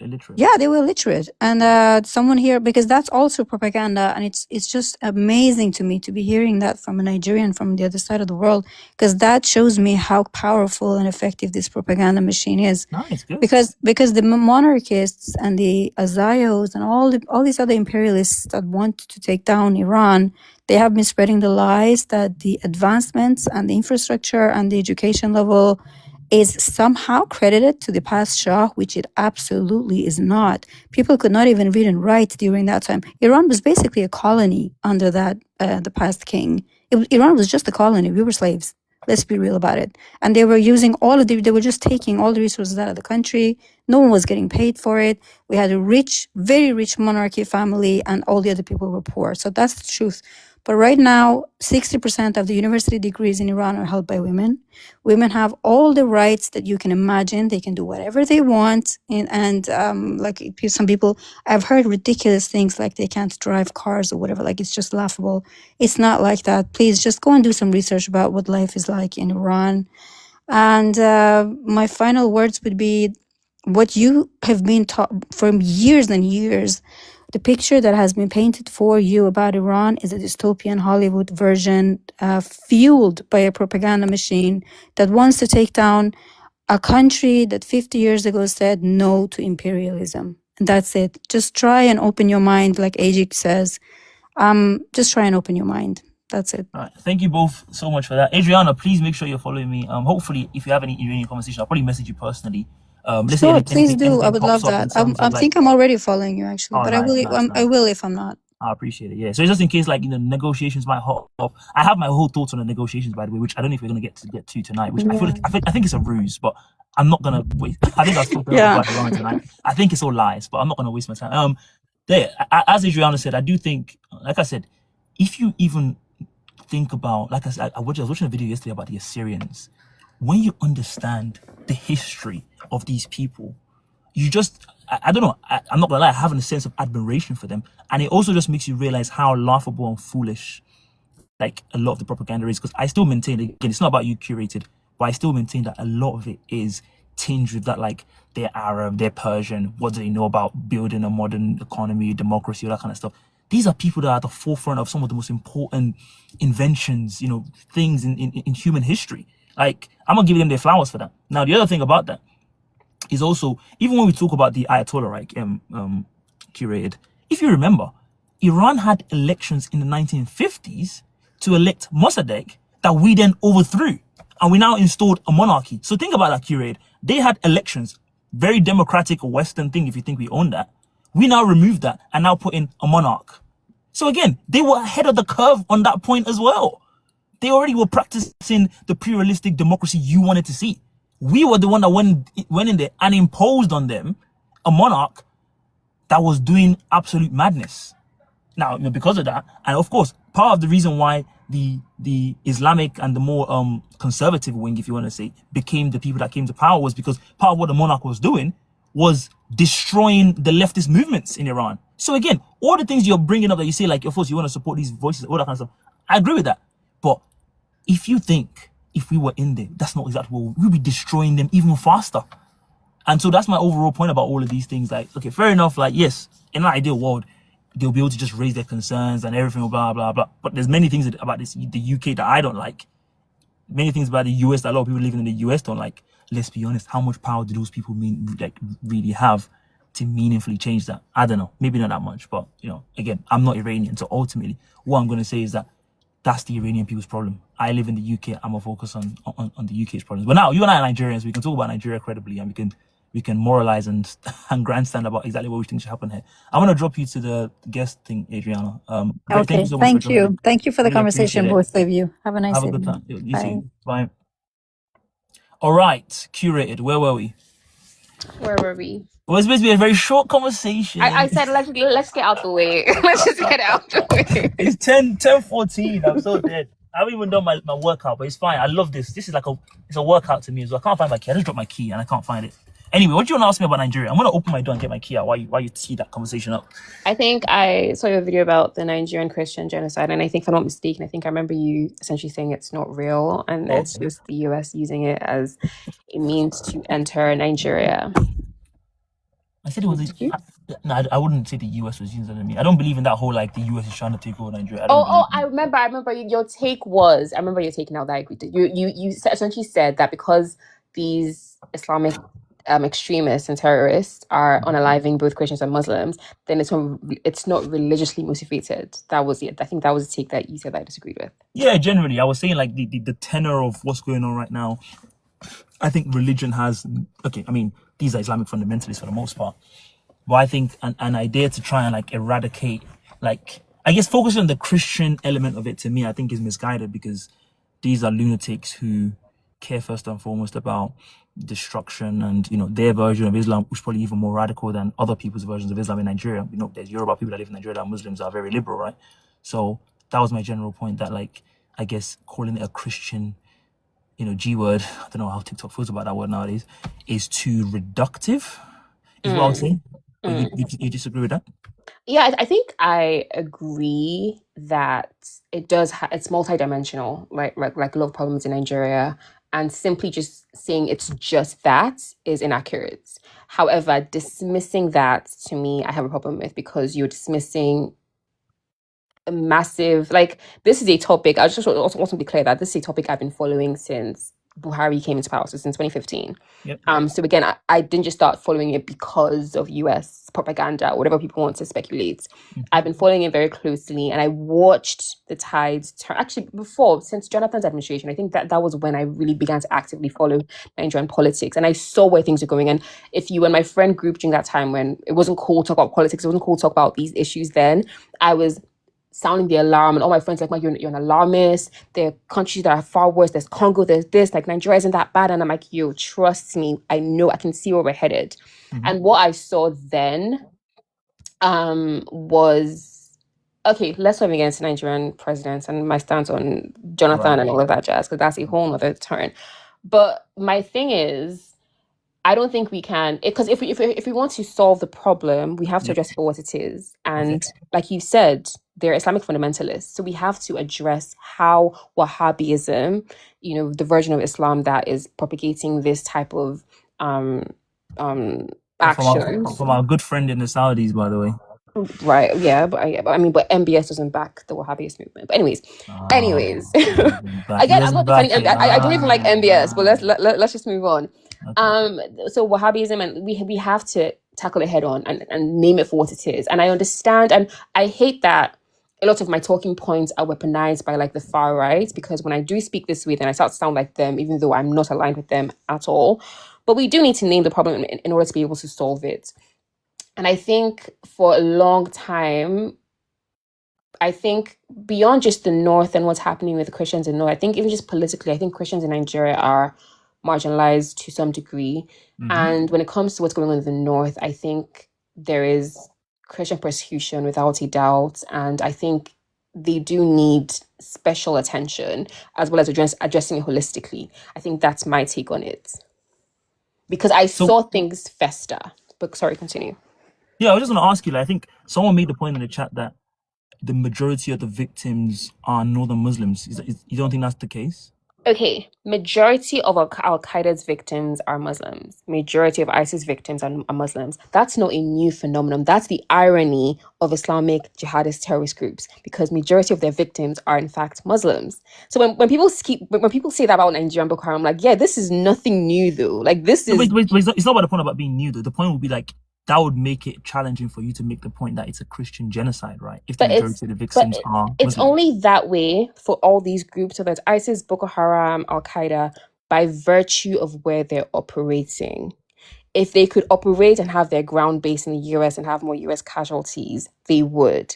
If they could operate in the South and have majority, they would. But it's just by virtue of where they're operating. Instead of a bombing, Not necessarily, because if they're focused on the Christian G word, I've already said genocide multiple times anyway, though.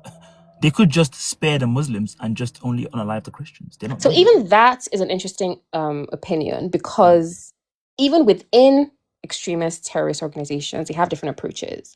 So for example, Al-Qaeda don't harm journalists, Western journalists, or any journalists. Typically, they generally would not. They used to do interviews. We have interviews with what's his face? What's the guy? Osama bin Laden. Oh, yeah. You know, they used to do interviews regularly. ISIS, on the other hand, harm journalists. So I don't know if you know what caused the rift between ISWAP and Boko Haram. I have no clue. Okay, so what caused the rift was initially, and this people always, you know, try to rewrite this history. Initially, Boko Haram were only and primarily targeting Christians within their first 2 years. And then, like with most terrorists, and if anything, the northern communities saw them as freedom fighters, saw them as trying to fight this corrupt government, saw them as pushing their interests. And like with most groups, they became even more radical and they began to harm Muslims too. And what caused the break was ISIS was very concerned that Boko Haram, at the rates and level at which they were harming Muslims, and they said Shakal has to go. Like this, ISIS felt like we need to be recruiting them and have them on our side. We can't be harming them too. Shakal's school of thought was everyone is an infidel, including moderate Muslims. Hence, ISWAP was born, and ISWAP then tries to make a distinction and tries not to harm Muslims, or tries to limit the harm for Muslims. But Boko Haram under Shakal was not. So even within the terrorist organizations, they have different approaches to like how they go about pushing their agenda. So I get your points. But my concern for Christians in northern Nigeria, I mean, let me just give you a brief history of how I got into like interested in all of these topics. I'm from the Niger Delta in Nigeria. I'm from the South.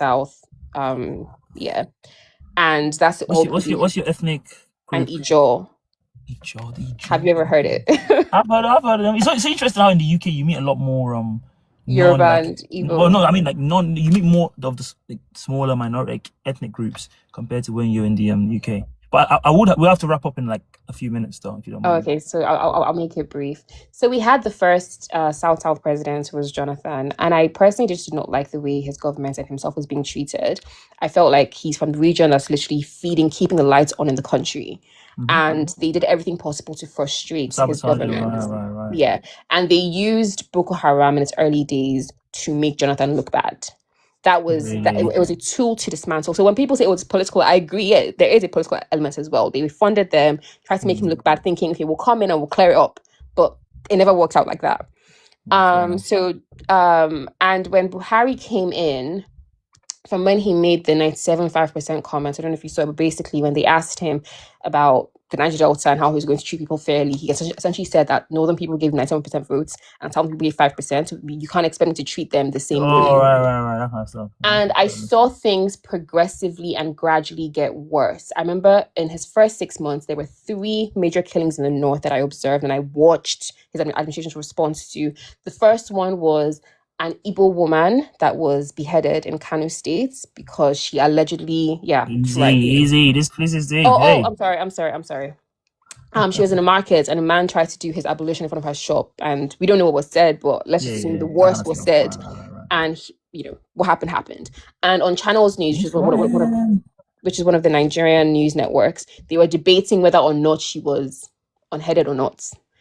And Buhari's tweet, I'm sure we can still go back to it, was he first condemned the unaliving. Then the next tweet was, in order for us to live in peace in this country, we need to learn to respect one another's religion. The second case was the woman in Abuja who used to preach and evangelize, and she was unalived. She was actually a member of Redeem, yeah. And she was unalived, hacked to death, unalived, yeah. Sorry, before you go on, just to recap. Yeah. The initial point you were making was that you disagreed with my point about the Christian G word, right? Yeah. To be clear. Yeah. And I do think this is all part of this. Yes. So we saw just make it quicker. We saw these unalivings of Christians in the north, and that was before it was what it is today.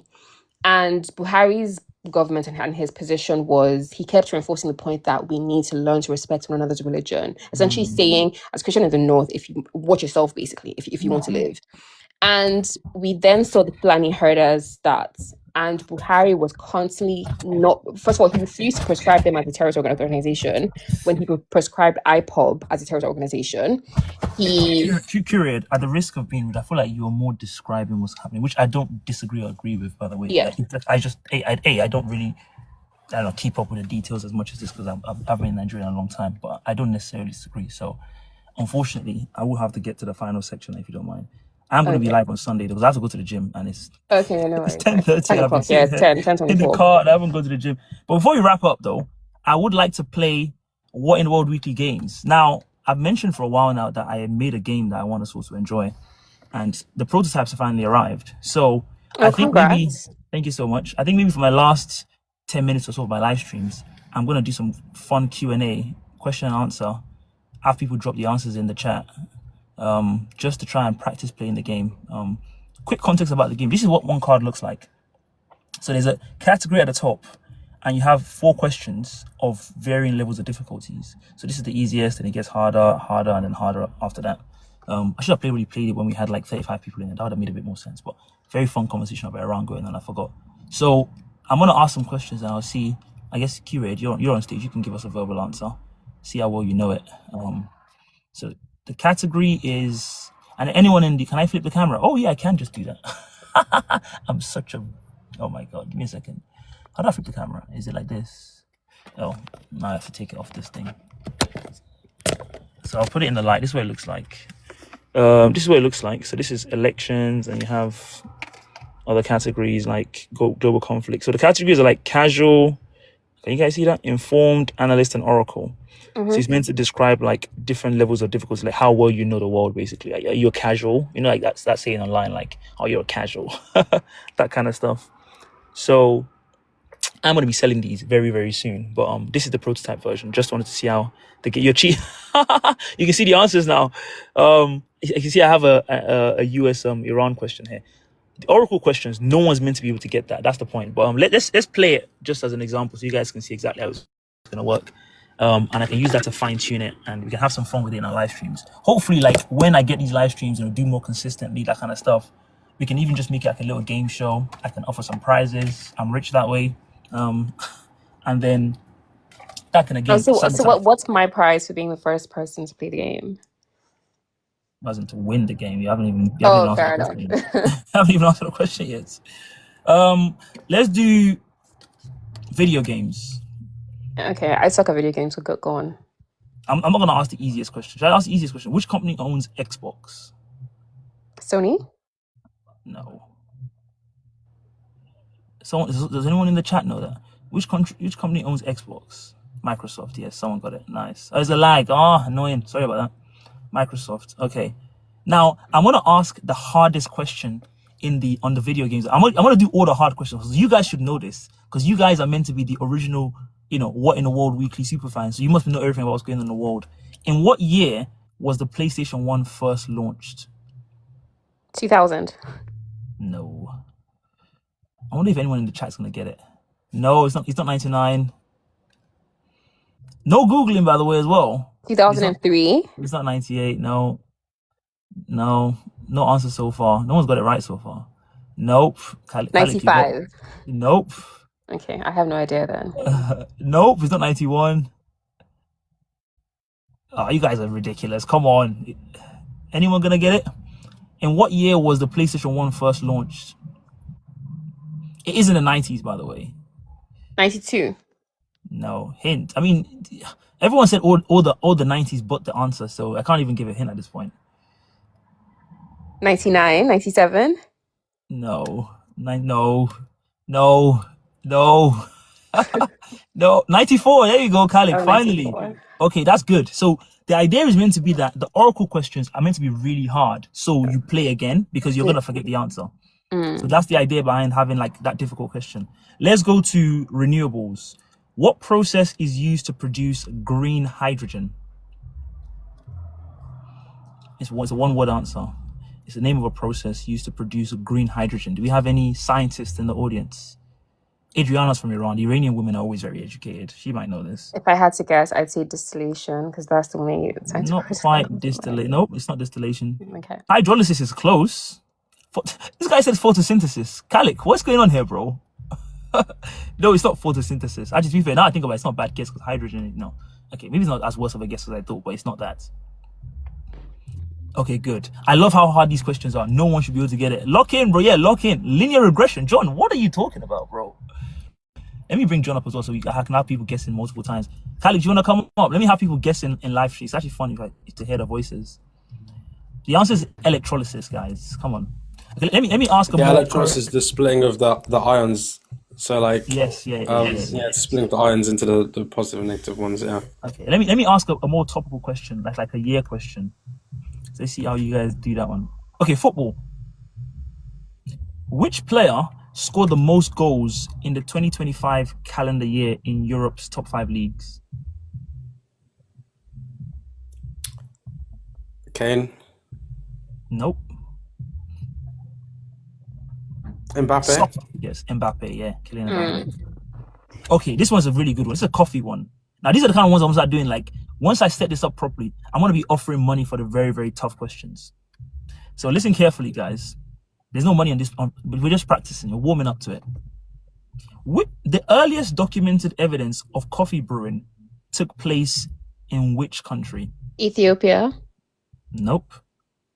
Iran, Persia. Nope. Nope. Not Brazil. Not Egypt. Yemen. Yes. Who said Yemen? Free Palestine. Very, very good answer. It was indeed Yemen. It was Yemen. Well done, bro. Good answer. Okay, that gives you an idea of the kind of questions on there. Again, I want it to be replayable, so I didn't make the questions too easy. There are questions on it that are quite easy, but the two bottom questions, the red and the black, are quite difficult. So again, you're learning, but you're also wanting to play it back because people are going to forget the answers, and ultimately you get it wrong, you take a shot or something like that. So on Saturday, I'm going to be going around. The idea is going to be like, I'm going to do boys versus girls. So I'm going to be going around, ask a question. If you get it wrong, you do a shot, and then overall, I'm going to like keep the scores and boys. Oh, boys this is for your birthday. Yeah, well, this is for to sell it later, but I'm gonna prototype it on my birthday. I'm gonna launch it on my birthday, so I'll play it. Okay. Show what it's gonna be like. All right, which disease accounted for the most deaths globally in 2025? Malaria. No. HIV. Nope. Not influenza. Not Ebola. It's like it's one that might be surprising, but it's quite like everyone can get it basically. It's not contagious. Flu. Yeah, it's not the flu, no. COVID. 2025. COVID So is it happens. It happens, bro. It happens. Which disease accounted for the most deaths globally in 2025? It's not food poisoning. It's not diabetes. Chickenpox? No. Chickenpox is more or less eradicated, bro. Influenza. No, I think someone already said influenza. And it's not malaria. Someone said, bro, these are hard. Okay, it's heart disease. Heart disease. Okay. Is it too hard? Obesity and that, yeah. Why didn't you try the other ones? Like, why let me try the easier ones. Yeah. Who was the second ever woman to become UK Prime Minister? Margaret Thatcher? No, that's the first. Theresa May. Theresa May. Okay. Oh, shit, yeah. Okay, that's a pretty easy one. Which country has the highest proportion of female elected officials? Rwanda. Rwanda, good answer. Yes. In which month is the Super Bowl usually held? April? April. Mm-mm. June. June? In the summer? February. March. Yeah, well done, Desi. February. Okay, this is good. Let me do a Premier League one. Oh, this is so skewed towards the guys. Like, No, no. okay. All right, never mind. This is boxing. This is another sport one. This is chess. I like chess. Oh, I play chess. You play chess, okay? No, I don't know anything about this. Which country hosted the 2025 FIDE World Cup? Norway.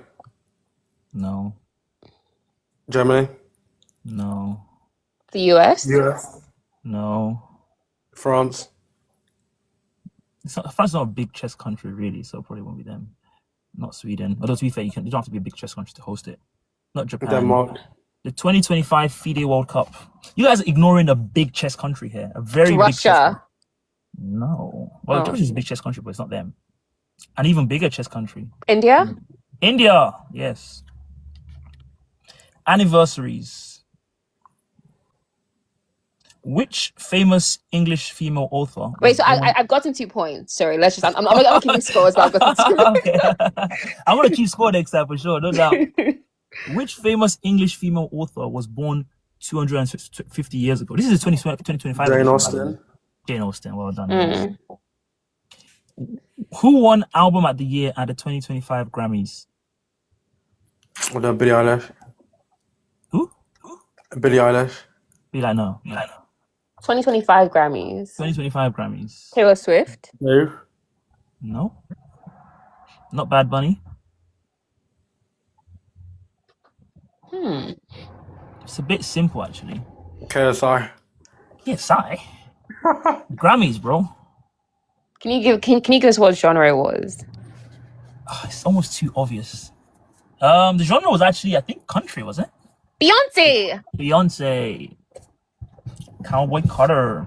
Cowboy, and that was her first. I should have remembered. Yep. Yeah.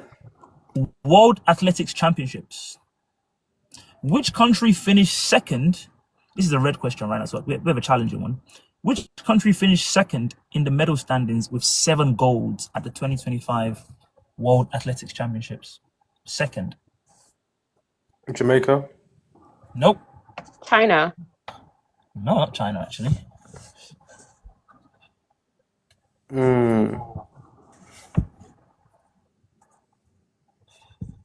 Think of track and field. Which countries are really quite good at track and field? Yeah, but Jamaica's good at track. Kenya. Yeah, but they only do Kenya. They only do sprints. Oh yeah, Eastern Europe. Yeah, the runners, the 5K and that. Yeah. Exactly. So that's 3 points for me, but no one's keeping score. Which internal combustion engine component shares its name with an NBA team? Which internal combustion engine component shares its piston? Well done, Kalik. The Detroit Pistons. Well done. Nice. Okay, I'm gonna do a couple more before I go. Oh, and this is a good one. Which year? Oh, how many stars are on the EU flag? Kalik's on 3 as well. He's keeping score. Maybe he's gonna win. 9. Nope, it's not 9. How many stars? Oh, Kalik, 12. Well done. Kalik is on 4 points. Okay, Kalik, I'm coming for you. Okay, let's do 2 more. Which country topped the medal table at the 2025 International Mathematics Olympiad? China. China. There you go. 4. I love how we both guess that straight away. You know the Chinese. You know they're on serious business, man. You know what they like. They don't muck around. I'm winning now at 4-4. Okay. Okay. Oh, who's gonna win? There's a tie. Let's see. I think Kalik might be unfair because he's in the comments. He might be a bit slow. Okay, let me try and find one that's a bit. Ooh, this one is gonna be a very. Please not sports. Not too tough. This one is U.S. presidency. Are you guys ready? Kalik, are you ready? Okay, let's go. This is to decide the winner here because 2 people are tied on 4 points. Which official is 4th in line to the U.S. presidency? The deputy speaker. Nope. 4th in line to the U.S. presidency. Which official is it? The Treasury Secretary. Yeah, Secretary of State. Well done, DJ. I think DJ Kalik. Well done, Marco Rubio. Indeed, yes. Flip. Kalik wins it. 5-4. All right, this was really, Five really to fun. four. You know, Yeah, it was T1, fun. you said it as well, but you wasn't even in the running, bro. I don't even know how many points you have, bro. So I kind of ignored your answer because I was like, bro's not even in it. You're outside the club. Anyway, Wait, that so was wait, really, really fun. Secretary of State or okay, never mind. Yeah, Yes, because Marco Secretary of Rubio is State. interested. Yep. Amazing. I really, really enjoyed this, guys. This was meant to be very impromptu live, just to come up to tell you guys that I may or may not be late on Sunday because it's my birthday on Saturday. So I do plan to drink quite heavily. Have you spoken at Oxford yet? Have I spoken? I spoke to Cambridge. I think it was Cambridge. Yeah, I did. Yeah. Okay, It was last month. The video's on YouTube, by the way, if you're interested. So yeah. Did you enjoy your experience What do there? you speak on? I spoke on reality control in democratic societies. Have you been Essentially- invited to Cambridge? Have you been invited to Cambridge yet? No, I went to Cambridge. That was Cambridge. Oh, was it Cambridge? Which Oxford? I thought it was Oxford Union. No, it was Cambridge. It wasn't even the union. It was like the politics society or something. But go start somewhere. It goes to Yeah. some. I mean, it's still. Cambridge isn't a hard still place to start. Isn't a bad place to start. Yeah, but that was really, really fun. You guys can see the video on YouTube. Like I said, it essentially curated. It was more about like it was about like because I'm a big fan of 1984, right? And 1984, the whole idea is that you have the government controlling everything. It's a totalitarian society, blah blah blah. But I wanted to talk about how in our democratic societies, the media actually play a very similar role to what the government does in 1984, but we just have a degree of separation because the media is not technically owned by the government. So that's Yeah, kind the of media is one of the biggest political actors that exist. Exactly. So I talked about the Even different more ways so in than which- the politicians themselves, to be honest. Yeah. So I talked about the influence the media has in that kind of thing, and again, you can find that on. Have you YouTube seen if you the get to video watch of that. George Osborne? What video? So he says, yeah. So on the run up to the election, we went to go speak to Rupert Murdoch, and then his kids were in a swimming pool. David Cameron's kids were in a swimming pool, and then the kid shat in a swimming pool or something. And he was like, What are you talking about here? We're talking about serious "Yeah, I'm not political sure." stuff here. You're talking about people shitting in pools. I know, and he was like, I was like, bro, Rupert Murdoch's not gonna like me. I started panicking. I was like, bro, he's gonna give me bad coverage. He started crying. It was insane. And I was like, this guy has more stress of Rupert How Murdoch much power than he's the general. wielding, yeah. All right, then. Thank you so much, guys, for joining. Do make sure you register for Sunday's one. Sunday's one is going to be honestly, if we can keep this going, this is great. Like, I love this. This is topical, educational. We're hearing from people that live in the regions we're just trying to destroy. This is all fantastic stuff. So this is what I want to be doing. First-hand journalism, bringing people together, talking about again what is going on. I love that name. I'm so proud of myself. I'm such a genius. Wait, what in name? World Weekly? Oh, What's what in going the on in world? Yeah, world? that is good. That is a I'm good name. so clever. I love it. Anyway. Yeah. Keep doing Thank you so street much, interviews, guys. by the way. Keep doing street please. interviews. Oh, the street interviews. Thing is, street interviews. It's always makes sense to do it when there's like an event, like when I went to the UTK, for example. It's harder to Yeah, do it just like UTK walking up to one people, was crazy, asking. Thank people you were for saying, like like, birthday. I'm Thank you, supporting- Adriana. UTK was crazy. People saying they're supporting Tom Robinson because he supports Christianity or something. Yeah, all that kind of stuff is really like topical. But you're right. I will try and make it more of a focus. Now that I have the cards, go around like asking people questions, all that kind of stuff. That'll be really, really fun. I think. And it's also a really good way to grow. So again, make sure you register for Sundays Live and join the Discord, guys. Because if there's I made a Discord, but I also made a TikTok community on here. So if there's any topics you guys want to talk about on Sunday, just lob it in there. Let's just talk about it. Like obviously, Yeah, the AJ. reason why this live Are kind you of took off is uploading because, YouTube videos? huh? Are you doing YouTube videos? Are you gonna upload the debates to YouTube or? No, so I post the live streams to YouTube. So all the lives that we've done so far, well, not literally all of them, but last 2 weeks when I've been on there, anyway. When do the cards come out? Great question, Kossi. Probably looking at right now, maybe like mid-July-ish, because this is a prototype version, and I have to make 1 or 2 final tweaks. We'll see to the real version. But I also want to make a custom dice, because you see how like there's different colors on the cards. I like to make a dice where like you have like the colors on the dice, and when you roll it, the color it lands on is a question. You do that kind of thing. So imagine like you're playing the cards with your friends. Everyone wants to get the green because green is the easiest, but you might roll it, then you get the black. Get the and you're like, black. yeah, kind of long. So that kind of just adds that element of chance, which is really, really fun for a game. So I'm speaking to my people in China. I have 4 colors on the card. So the dice is probably going to be 2 green, 2 yellow, 1 red, 1 black, that kind of thing. Yeah. So once I can make the dice, and also I have to put some certifications stuff. I just checked it today. Even for me to be able to sell it in the EU and whatever, I have to put some certification to say it meets some safety nonsense. So those are the 2 things that are holding me back right now. But once that's done, I'm going to mass produce them. I'm going to get them on here. I'm going to let you guys know. The Shopify account is even already made. I've made the website already to sell it. But there's no point in giving you access to that because there's nothing to ship to you yet. So I'll just be holding on to your money for now. So I don't want to do that. Keep your money on your person. So when that's out, you guys will be the first to know. You want to pre-order? I mean, that'd be really nice if you want to do that. But again, those kind of people that sell stuff online and they're like, "Oh, I pre-ordered from Boy in the World Weekly 6 months ago. I still haven't got my card." He's a scam. I don't want those kind of problems. Like, I don't need your money. It's fine. Like, I really appreciate the interest. Maybe I'll do like a register your interest type. A wait list. Exactly, like a ticker, just to get people showing interest and gin up. I'll go 500 people waiting, blah blah. So as soon as that comes out, you guys will be able to pre-order it, and I'll get it. That would also give you a good idea for how much production, what your production. Yeah. I mean, yeah. Yo, by the way, you're an accountant, correct? Right. That's one of my many jobs. Yes. Oh, are you like self-employed or something? Because how are you posting these things? Are you not getting HR'd? No. Not so. I'm not big enough yet. Bad and good. When I'm big enough, I'm sure my job will tell me about it. Then I have to decide if I want to continue that. But I want this to be my job. So if you guys buy my cards, then I don't have to work anymore. But I'm still working, right? I'm doing this, but I don't have to work. Well, you know what I mean? I don't have to work. I know what you mean. Yeah.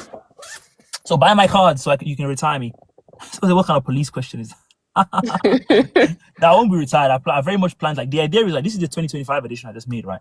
Imagine I'm going to make 2024, 2023, go all the way back to the 1700s. Then every year I'm going to start doing the latest version. They're going to be John the Spy now. That's crazy. So that's the vision for the cards. And then ultimately, I was talking to my friend today about making an app so you can imagine you're playing with people from all around the world, and you can do leaderboards and rankings, all that kind of fun stuff. So the vision is very, very big for this, and this is just the beginning. So again, you guys are in my live stream now. Maybe next thing in a year's time, you'll be able to reach me. I remember the time we used to be in live streams with AJ. Oh, wow. So you're plotting to go Hollywood on your deal? No. I always have time. He's going to go Hollywood. He's going to go Hollywood.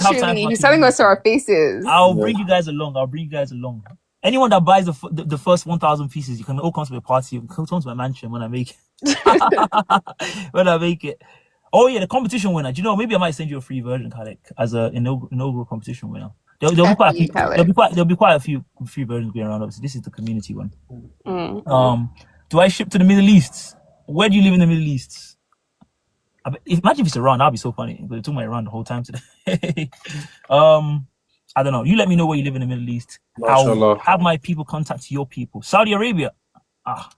I'll look into it. It's actually easy to ship to Saudi. It's not hard at all. Okay. Mail ship to Saudi. That's very good news. Very good news. Free Palestine. Free Palestine. You live in Saudi? Oh, I thought they repressed that kind of stuff over there. That's what I heard. If it's a lie, they told it. But Adriano taught us today we shouldn't be believing everything we read on the internet. Anyway, thank you so much, guys. If you're not following me in the chat right now, make sure you're following. Make sure you're registered for next week's Sunday's live, and I'll see you guys on Sunday. Let me go lift some weights. Bye, guys.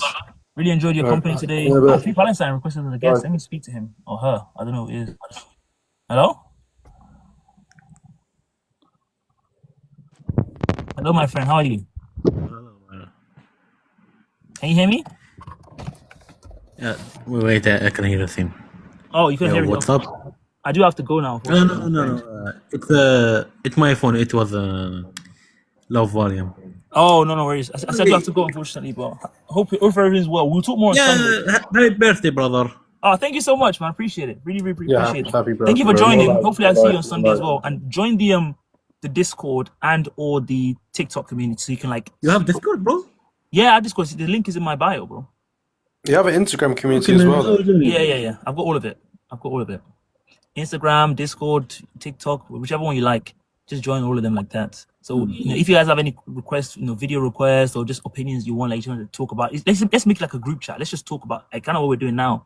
You can't message on the IG group chat though. You can't. No. You should be messaging the conversations one, not the updates one. Okay. If that's not the case, I'll check again. Okay. Apologies. I'll look into it. Yeah, I just knew I couldn't message. It's almost 11 o'clock. All right. Wish me luck, guys. Right, in a bit. And I'll post a lot of video. Have a good day, brother. You too, man. See you later. Don't overwork yourself on the workout, okay? The workout? No, workout, the gym thing. Oh, yeah. Sure. Sorry, my English is kind of suck, man. When speaking, I can write. No worries, man. Very good. I'll speak to you later, guys. You guys want to see my gym? Oh, 6 people in here. No one cares. Where's You my know what? headphones Why in not? here? Why not? Let me show you my gym. How do I change? How do I turn this around? I mean, Oh, this is my look car, by the way, around. from the outside in all its glory. This is my gym. Wait, It's still quite is full it right now. electric? What?